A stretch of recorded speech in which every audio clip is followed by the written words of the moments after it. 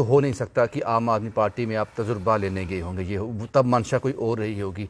तब जो आपने जो बातें अभी कही कि किसानों के बारे में, आम जनता के बारे में बात उठानी है, ये ख्याल तब क्यों नहीं आया?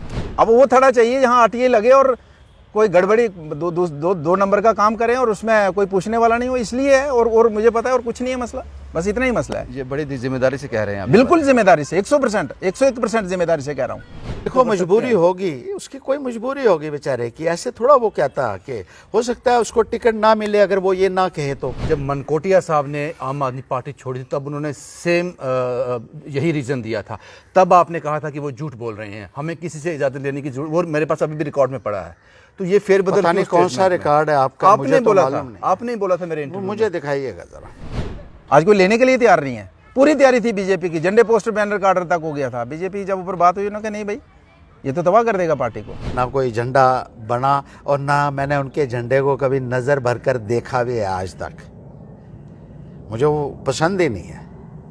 क्या झंडा नहीं पसंद? मनकोटिया साहब नहीं पसंद? सियासतदान को जिसने जिंदगी दे दी सियासत में, उस पर एक मुझे एक आदमी का सर्टिफिकेट नहीं चाहिए रविंदर जी। ये पब्लिक डोमेन में जा रहा है। आपने सिर्फ एक ही इंटरेस्ट बताया कि पर्सनल इंटरेस्ट से उन्होंने छोड़ा है। पर्सनल ईगो दुनिया भर की। जब पार्टी के हेड को अगर आप 4 घंटे इंतजार कराते हो गार्ड रूम में, जो मर्जी बीजेपी कर ले, जिसको मर्जी इस्तेमाल कर ले, जो मर्जी हथकंडे अपना ले, मैं डगमगाने वाला नहीं हूं। मेरा नाम हर्षदेव है।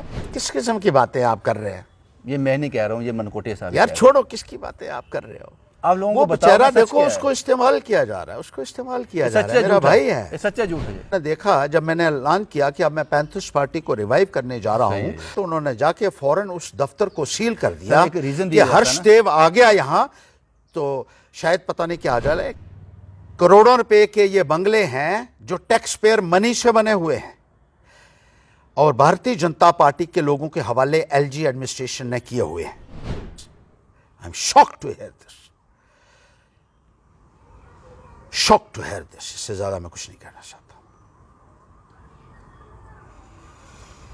एक बार फिर पैंथर पार्टी में जान फूंकने की कोशिश की जा रही है और ये कोशिश कर रहे हैं हर्षदेव सिंह।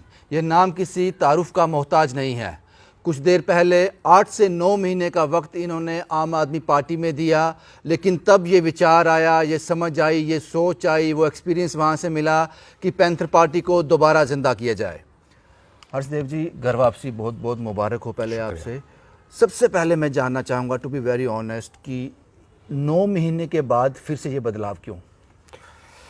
ये समझ लीजिए कि एक वनवास था जो हमने काट लिया है और दोबारा अपने घर आ गए हैं, लोगों की आवाज़ को उठाने के लिए, लोगों के मतालबों को हल करने के लिए, गरीब मजदूर किसान की आवाज़ को उठाने के लिए। और यही एक प्लेटफार्म है जहाँ से हमारी आवाज़ पूरे हिंदुस्तान में जाती रही है और इसी आवाज़ को मजबूती देने के लिए एक बार फिर हम पैंथर्स पार्टी को रिवाइव कर रहे हैं। मैं कुछ तजर्बा भी लेकर आया हूँ।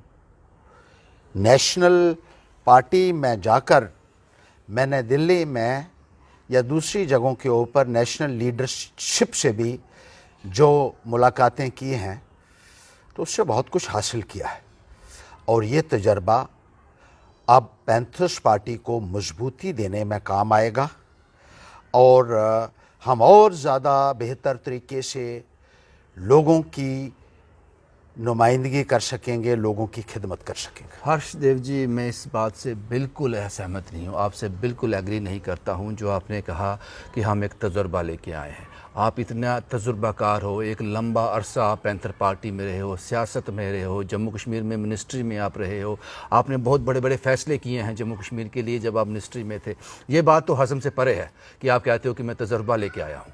ये आप अपने पे सवाल खड़े कर रहे हो। देखिए, मैं वो इंसान हूँ जो ये सोचता है कि हम हर जगह कहीं ना कहीं कुछ सीखते हैं। मैं एक इलिटरेट आदमी से भी सीखता हूँ। ये नहीं है कि आप किसी को जो है पूरे तरीके से डिसमिस कर दें कि यहाँ जो है मुझे सब कुछ आता है, मैं बहुत इंटेलिजेंट हूँ, मैं बहुत काबिल हूँ, मुझे कुछ सीखने की ज़रूरत नहीं है। जब भी आदमी अपने घर से बाहर निकलता है तो कुछ न कुछ सीख के ज़रूर आता है। और जब मैं वापस अपने घर में आया हूँ तो बहुत कुछ सीख कर आया हूँ, बहुत कुछ साथ लेकर आया हूँ, और उससे अपने लोगों की खिदमत करने में मुझे और मजबूती मिलेगी और मुझे इसमें बहुत सारा सपोर्ट मिलेगा। हर्षदेव जी, जब आपने आम आदमी पार्टी ज्वाइन किया था तब भी मैंने आपका इंटरव्यू किया था। ये तो हो नहीं सकता कि आम आदमी पार्टी में आप तजुर्बा लेने गए होंगे, ये तब मंशा कोई और रही होगी। तब जो आपने जो बातें अभी कही कि किसानों के बारे में, आम जनता के बारे में बात उठानी है, ये ख्याल तब क्यों नहीं आया? जब मैंने छोड़ी थी तब हालात कुछ और थे, छोड़ी भी नहीं थी उस वक़्त। एक सिचुएशन ऐसी थी कि कोई और रास्ता नहीं बचा था। तो अब रास्ता कैसे पैदा हो गया? अब मजबूती मुझे खुद करनी है, मुझे पैंथर्स पार्टी को रिवाइव करना है। आज इस मुकाम पे हम खड़े हैं जहां ये पार्टी ख़त्म होगी। मैं तो ये सोचता था कि इसका नाम रहेगा, लेकिन आज ज़रूरत है इसको। हमारे सब लोगों ने कहा कि आपके जाने से सब ख़त्म हो गया, धर्म बरम हो गया, कुछ भी नहीं हो रहा है और लोगों की आवाज़ उठाने वाला कोई नहीं है। नेशनल पार्टी में रहकर आप अपनी मर्जी से काम नहीं कर सकते हैं। बहुत जगहों पे आपको नेशनल पार्टी में दिल्ली से इजाज़त लेनी पड़ती है। मैं वो शख्स नहीं हूं जो पूछ के चलेगा किसी से। मैंने उस वक़्त भी उनसे कहा था कि मैं एक आज़ाद तबीयत का आदमी हूं। जहां मुझे लगेगा कि गलत हो रहा है, अन्याय हो रहा है लोगों के साथ, उनके साथ उनका हक छीना जा रहा है, तो हर्षदेव खामोश नहीं रह सकता है। अब लोग सड़कों के ऊपर बैठे हों और मुझे उनके साथ बैठने के लिए, धरना लगाने के लिए, उनके साथ प्रोटेस्ट करने के लिए, उनकी आवाज़ बुलंद करने के लिए अगर मुझे दिल्ली से इजाज़त लेनी पड़ेगी तो मुझे लगता है कि फिर हमें ये सफ़ेद वस्त्र पहनने का कोई अधिकार नहीं है। यहाँ सवाल है हर्षदेव जी, जब मनकोटिया साहब ने आम आदमी पार्टी छोड़ी थी तब उन्होंने सेम यही रीज़न दिया था। तब आपने कहा था कि वो झूठ बोल रहे हैं, हमें किसी से इजाज़त लेने की जरूरत, वो मेरे पास अभी भी रिकॉर्ड में पड़ा है। तो ये फेरबदल पता नहीं कौन सा रिकॉर्ड है आपका, आपने बोला था, आपने बोला था मेरे इंटरव्यू में। मुझे दिखाइएगा ज़रा। आपने कहा था कि हमें किसी से इजाज़त लेने की ज़रूरत नहीं पड़ती आम आदमी पार्टी में। देखिए, मैं आपसे कह रहा हूं कि एकदम से आदमी को कुछ नहीं पता चलता है। जब आप किसी जगह रहते हैं और वहां आप देखते हैं, माहौल को समझने के लिए आपको टाइम चाहिए।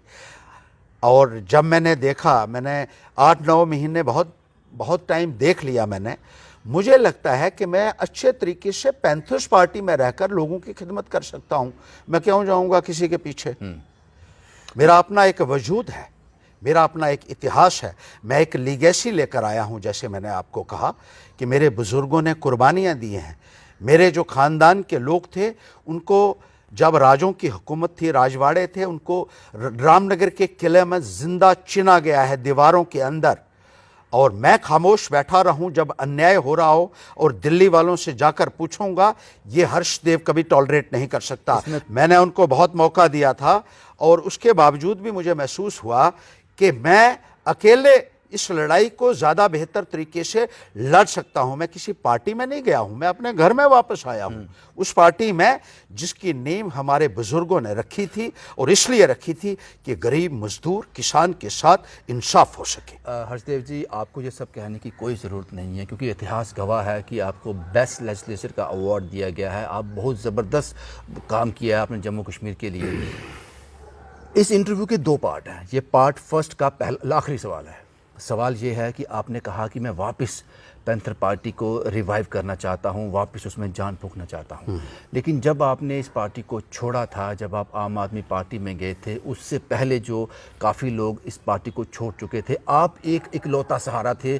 लोगों की नज़र आप पे थी कि पैंथर पार्टी अगर अभी भी सांस ले रही है just because of Harshdev Singh. जब आपने छोड़ा, आप किसके भरोसे छोड़ के गए थे उसको? हमारे लोग हैं उसमें, बहुत सारे लोग हैं। और आप ये कह रहे थे कि सांस ले सकती है, सांस नहीं लेगी पैंथर्स पार्टी, ये दौड़ेगी। और पैंथर्स पार्टी एक थ्रेट बन चुकी है तमाम पॉलिटिकल पार्टीज़ के लिए। भारतीय जनता पार्टी तो इतनी डर गई मेरे ऐलान से ही कि उन्होंने मेरे ज्वाइन करते ही, मेरे पैंथर्स पार्टी को रिवाइव करने के ऐलान करते ही गवर्नर से कहकर हमारा पार्टी का दफ्तर सील करवा दिया। ये दर्शाता है कि भारतीय जनता पार्टी पूरे तरीके से दहशत में आ गई। इतनी दहशत है पैंथर्स पार्टी की और हर्षदेव नाम की कि मेरे आते ही भारतीय जनता पार्टी की नींद उड़ चुकी है भाई साहब। और वो आते ही और कोई बस नहीं चला, मेरे खिलाफ बहुत साजिशें भी उन्होंने की, बहुत धमकियां भी दी। उनको पता है कि जब ये यहाँ खड़ा हो जाएगा तो लाइन वहीं से शुरू होगी और हर्षदेव जहाँ खड़ा हो जाता है वहाँ वो ये नहीं देखता कि सामने कौन है, वो लड़ाई लड़ता है, हक की लड़ाई लड़ता है, गरीब लोगों को इंसाफ दिलाने के लिए कभी ना झुकता है ना पीछे हटता है। ये अच्छे तरीके से भारतीय जनता पार्टी के लोग जानते हैं, चाहे वो दिल्ली वाले हों या जम्मू कश्मीर वाले हों।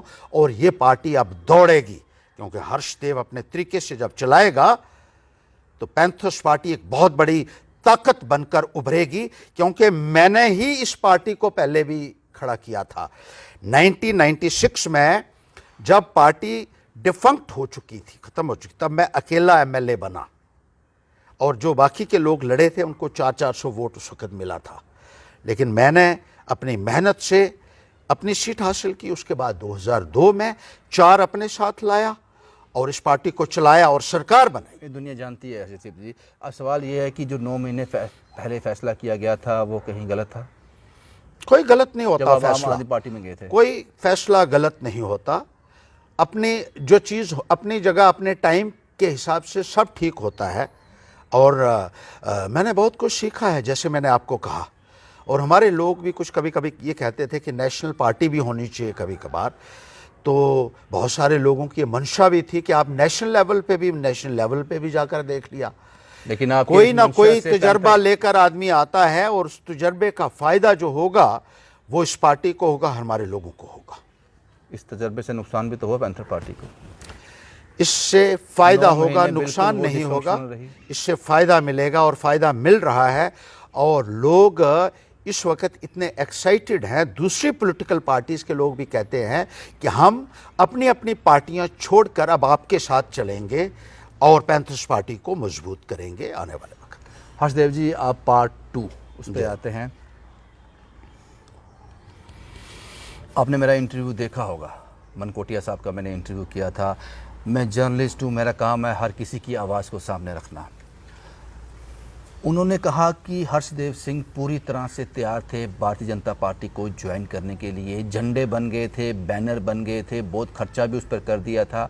लेकिन बीजेपी को लगा कि ये आदमी अगर बीजेपी में आ गया तो सब कुछ नष्ट भ्रष्ट कर देगा, इसलिए मना कर दिया। शायद उनको मेरे बारे में ज़्यादा पता होगा जो मुझे नहीं पता है, लेकिन मैंने ऐसा फैसला आज तक कभी नहीं किया और इकलौता आदमी हूँ कोई झंडा नहीं बने थे? जो ना कोई झंडा बना और ना मैंने उनके झंडे को कभी नज़र भरकर देखा भी है आज तक। मुझे वो पसंद ही नहीं है।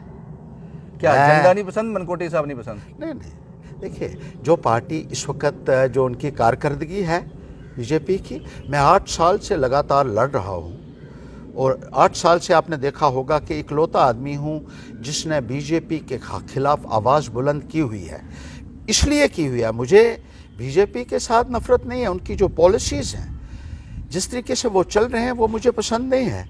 और पिछले 8 वर्षों से मैंने 600 से ज़्यादा धरने दिए हैं बीजेपी के खिलाफ। मैं क्यों बनाऊंगा? इसमें कोई दो राय नहीं। हाँ, जो आप बता मैं उनके झंडे क्यों बनाऊंगा या मैं क्यों उनके। और भारतीय जनता पार्टी को आज कोई अकाउंटेबल बना रहा है तो वो हर्षदेव बना रहा है, ये मैं नहीं कह रहा हूँ, ये जम्मू कश्मीर का हर एक नागरिक कह रहा है। अब पता नहीं क्यों जिनका आपने नाम ले रहे हैं उनको ऐसा लगता है। मनकोटिया साहब, दूसरा सवाल वो भी मनकोटिया साहब से आ रहा है। वो कहते हैं कि इन्होंने आम आदमी पार्टी का दामन इसलिए छोड़ा है, पैंथर पार्टी में इसलिए वापस आए हैं कि पैंथर पार्टी में रहकर ये आरटीआई लगाते थे, आरटीआई एक्टिविस्ट थे, लोगों पर इल्ज़ाम लगाते थे। उन इल्ज़ामों से बचने के लिए लोग डर जाते थे। फिर हर्षदेव सिंह उनसे सौदा करते थे, फिक्सिंग होती थी और ब्लैकमेलिंग का धंधा चल रहा था।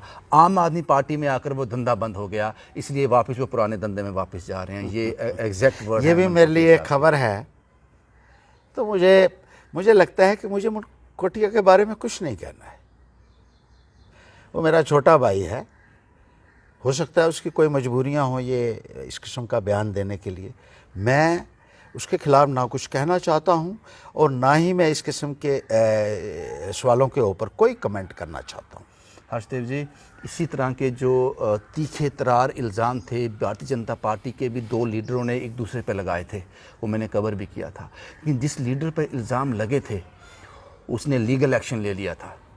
तो आपको नहीं लगता कि अगर आप पर इस तरह के इल्ज़ाम लग रहे हैं, बेबुनियाद हैं, तो आपको उसकी तरफ जाना चाहिए? देखिए, वो मेरा छोटा भाई है, हो सकता है कि उसको मजबूरी हो, जैसे मैंने कहा बीजेपी वाले इस्तेमाल भी करते हैं लोगों को, और हो सकता है कि उसको कहा गया हो बीजेपी द्वारा कि अगर तू ये नहीं बयान देगा तो तुझे जो है पार्टी से कोई मजबूरी रही होगी उसकी।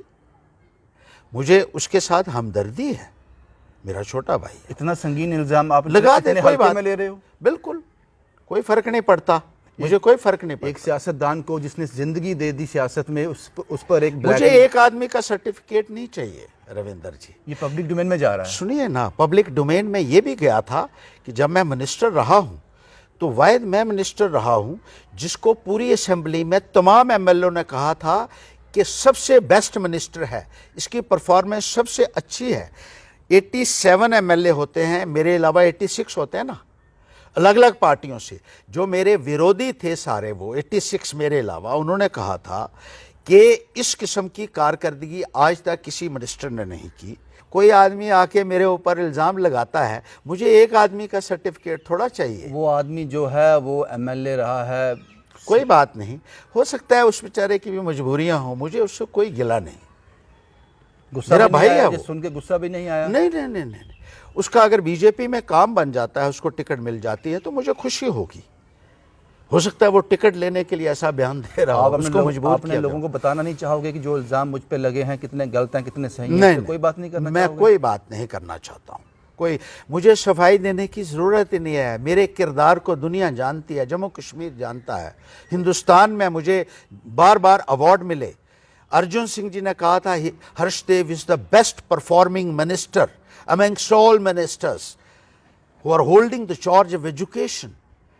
तो सर, मुझे इसमें इतने बड़े बड़े हर्षदेव जी, लेवल इसमें- के इसमें ऊपर कोई जब दो एक राय नहीं है। रिकग्निशन मैंने पहले भी कहा, इसमें कोई दो राय नहीं है। जो आप कह रहे हो, जो अपने बारे में आप बता रहे हो, उससे हम एग्री करते हैं, लेकिन उसके बाद इस तरह के इल्ज़ाम चलेंगे? हाँ, कोई बात नहीं है। कल को कोई और उठ के नहीं कोई और नहीं, इल्ज़ाम देखो लगा मैं देगा। इल्ज़ाम के बदले में किसी पे इल्ज़ाम नहीं लगाना चाहता हूँ। अपने आप को उसकी defend देखो तो कर सकते मजबूरी हैं। होगी, उसकी कोई मजबूरी होगी बेचारे की। ऐसे थोड़ा वो कहता कि हो सकता है उसको टिकट ना मिले अगर वो ये ना कहे तो। आगे बढ़ते बीजेपी हैं। वाले लोगों को, बड़े लोगों को उकसाते हैं कि आप हर्षदेव के खिलाफ ये कहो वो कहो। मुझे फ़र्क नहीं पड़ता है, क्योंकि मैं सच्चाई और दयानतदारी के ऊपर चल रहा हूँ, और अकेला आदमी हो जो बीजेपी के साथ टक्कर ले रहा है। भारतीय जनता पार्टी मेरे खिलाफ साजिशें करेगी, कर रही है और करेगी, मुझे पता है। और इसमें उसने पहले भी हमारे घर में सेंध लगाई है, अब भी लगा रही है। ये उन लोगों को समझना चाहिए जिनको इस्तेमाल किया जा रहा है। इस किस्म के जो बातें हैं ना, ये क्वेश्चन इससे ये नहीं भारतीय है। जनता पार्टी मुझे डिमोरलाइज नहीं कर सकती है।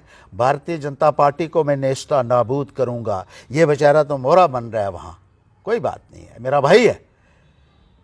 लेकिन भारतीय जनता पार्टी जो है ना, उनके मैंने टिप्पणे बनाए हुए हैं सबके लीडरों के, मैं जानता हूँ। और यही डर है उनको कि जिस दिन हर्षदेव आगे आ गया ना तो तबाही मचा देगा इनकी। इसीलिए कभी मुझे जान से मारने की धमकियाँ दी जाती हैं, कभी मेरे परिवार के लोगों को इस्तेमाल ऐसे ही कोई तोड़ फोड़ करके, पहले भी तोड़ फोड़ हमारे परिवार में उन्होंने की, अभी भी कर रहे हैं। और इन जो है ना ये चीप टैक्टिक्स जो हैं, इस किस्म के हथकंडे जो है ना, वो जितने मर्जी अपना लें, बहुत कुछ करके उन्होंने देख लिया है। लेकिन हर्षदेव कभी पीछे नहीं हटेगा। मैंने अपना जीवन लोगों को समर्पित कर दिया है, गरीब को, मजदूर को, किसान को, युवाओं को। और हर्षदेव उनकी आवाज़ उठाता रहेगा।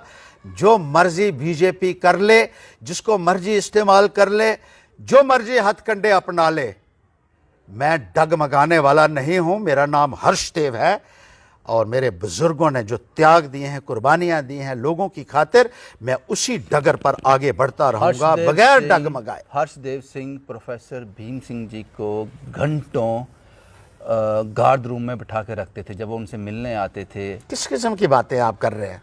ये मैं नहीं कह रहा हूँ, ये मनकोटिया साहब यार कह रहे छोड़ो, किसकी बातें आप कर रहे हो? हैं। आप लोगों वो को बताओ बेचारा ना, सच देखो क्या है? उसको इस्तेमाल किया जा रहा है, उसको इस्तेमाल किया ये जा सच्चा रहा है। मेरा झूठ है? भाई है। ये सच्चा झूठ है ये? हर्षदेव जी, ये सवाल मैं इसलिए पूछ रहा हूँ कि वो पब्लिक डोमेन में गया, लोग ये समझ लेंगे वाकई ऐसा होता होगा, इसलिए मैंने सवाल आपसे पूछा नहीं, है। इसलिए आपसे मैंने कहा कि इस किस्म की जो बातें हैं ना, वो एक मुझे लगता है आप कि रिएक्ट नहीं करना चाहते? मैं इसमें कोई रिएक्ट नहीं करना चाहता हूँ। जो बातें की जा रही हैं बड़ा अजीब मुझे लग रहा है। आप ये बोल भी रहे हैं पता नहीं कैसे, और जब बोला गया ये तो कैसे बोला गया, कैसे। I am shocked to hear this, I am shocked to hear this, shocked to hear this. इससे ज्यादा मैं कुछ नहीं कहना चाहता।